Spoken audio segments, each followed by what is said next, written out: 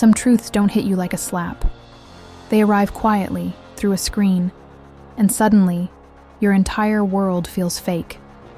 Hi, this is MK, and this is another letter I never sent. I always thought trust meant not checking, and love meant believing, but sometimes those two things feel like the same mistake. We'd been together for 8 months, a time that felt both like a lifetime and a single happy breath. He told me he deleted Tinder the night we became official. I remember the way he said it, so casually, like it was the most obvious thing in the world. And I believed him. Because why wouldn't I? Trust is the foundation, right? The bedrock upon which you build everything else. Without it, you're just building on sand. I wanted to build on rock. But lately, something changed. It wasn't a sudden shift, more like a slow, creeping chill. The little things started to pile up, like loose change that eventually gets too heavy to carry.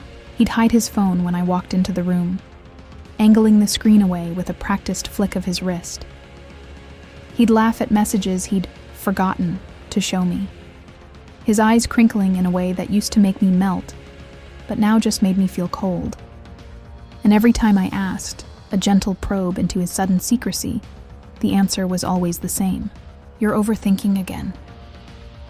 He'd say it with a sigh, as if my intuition was a burden, my feelings an inconvenience. He made me feel like I was the one with the problem, that my perception was warped, that the air I was breathing was toxic, because I was the one poisoning it. That's the real trick of a lie, isn't it? It doesn't just obscure the truth. It makes you question your own sanity. The confirmation didn't come from a fight or a confession. It came on a Tuesday night, delivered in a sterile blue and white bubble on my phone screen. My best friend sent me a screenshot. No words, just the image. It was him, on Tinder. Same smile, the one I fell for. Same bio, filled with inside jokes that were once our jokes. And the final gut-wrenching twist? The profile picture was a photo of us. But I was gone, cropped out, erased, reduced to a disembodied shoulder he was leaning against. My heart didn't break in that moment. It didn't shatter into a million pieces like glass. It just froze, solidified into a cold, heavy lump in my chest. Because the girl who swore she'd never snoop, who prided herself on being the cool girlfriend, was now staring at proof she didn't even want. The truth she had been so afraid to find was now staring back at her, undeniable and cruel. I didn't confront him. Not yet. A part of me, the part that still clung to hope, wanted to be wrong. So I just watched. I became a silent observer in my own relationship. I watched him lie to my face, watched the words tumble out so easily. I watched myself pretend to believe it, nodding along, manufacturing smiles that never reached my eyes. It was a bizarre, out-of-body experience, like watching a movie where you know the terrible ending but you can't look away. The disconnect between what I knew and what we were living was a chasm that grew wider with every passing day. He was living in a fantasy, and he was dragging me into it. When I finally asked, keeping my voice steady, my heart pounding a frantic rhythm against my ribs, he laughed. He actually laughed. He said it must be an old account, a digital ghost from his past. He called tech support a nightmare and said he'd get around to deleting it for good. The excuse was so flimsy, so insulting in its lack of effort, but he delivered it with such confidence. He looked me right in the eye, a picture of sincerity, and lied. Then, a week later, as if to mock the very idea of subtlety, he matched with one of my friends, again. She sent me the screenshot, this time with a simple question mark. There was nothing left to question.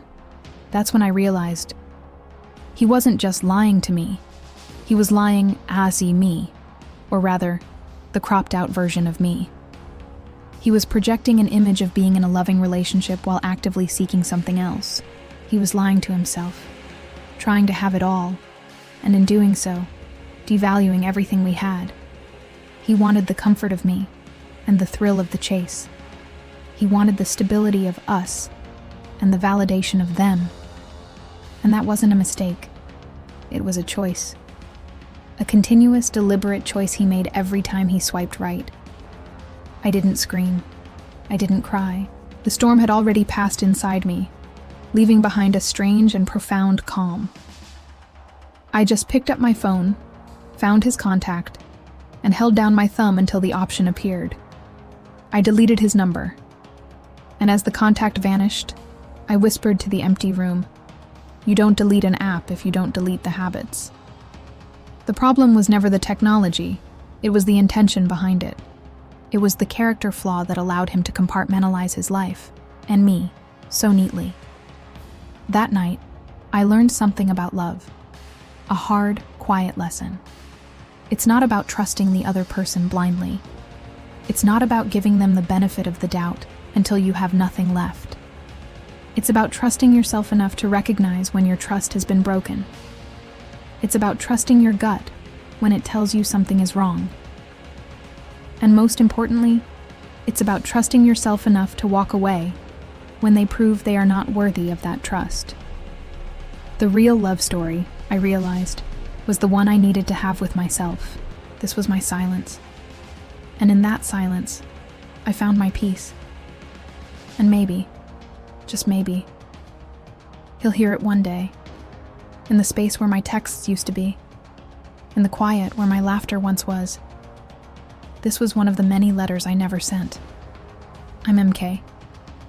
And if you've ever loved someone who didn't deserve you, please know, you are not alone. Thank you for listening. If this story resonated with you, I'd be so grateful if you'd subscribe and join me for the next one. See you in the next story.